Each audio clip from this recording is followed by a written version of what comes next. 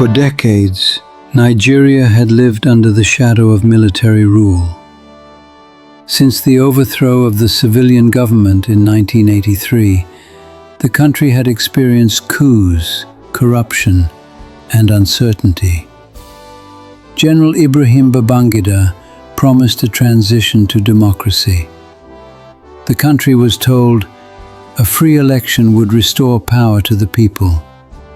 Two parties were officially sanctioned: the Social Democratic Party, SDP, and the National Republican Convention, NRC. The SDP, led by MKO Abiola, became a beacon for hope.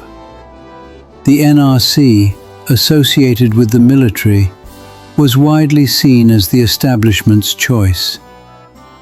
Citizens whispered to each other, "Could this finally work?"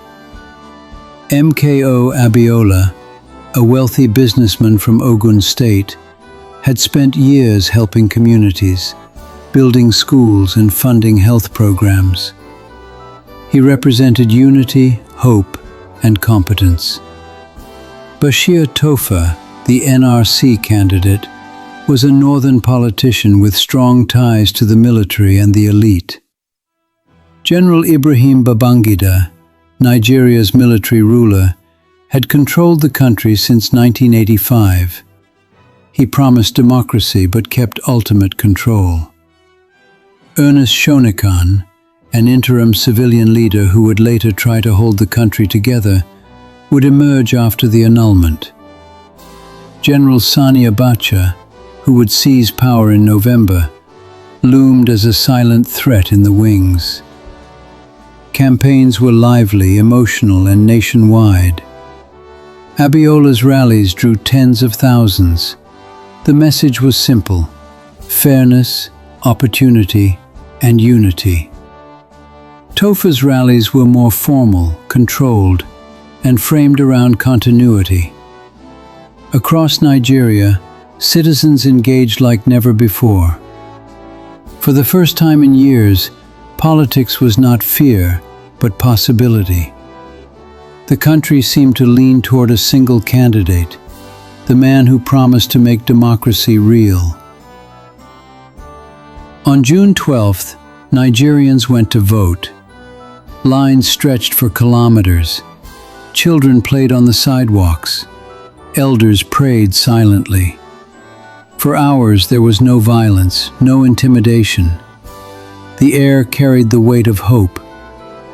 By the evening, Abiola had clearly won. The people had spoken. On June 23rd, the results were announced.